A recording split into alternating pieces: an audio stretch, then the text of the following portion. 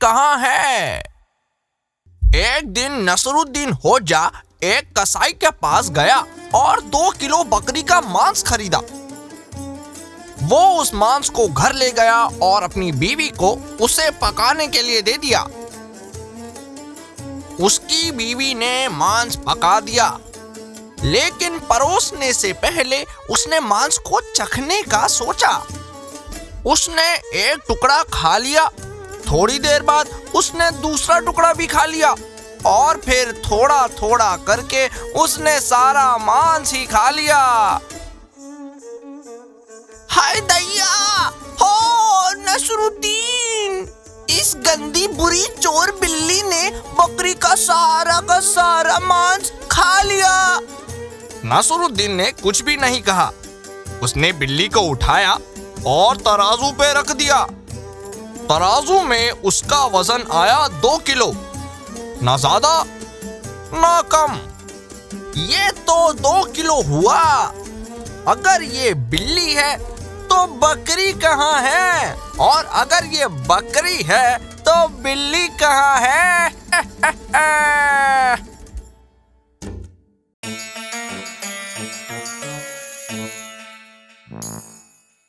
एक खास सामग्री।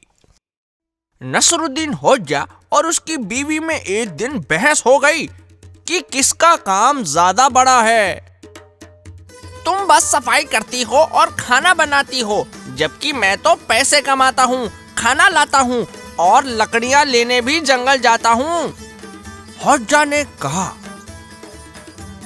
तो फिर ठीक है, हम अपना काम अदला बदली कर लेते हैं। उसकी बीवी ने नाराज होकर कहा। होजा खुशी खुशी मान गया।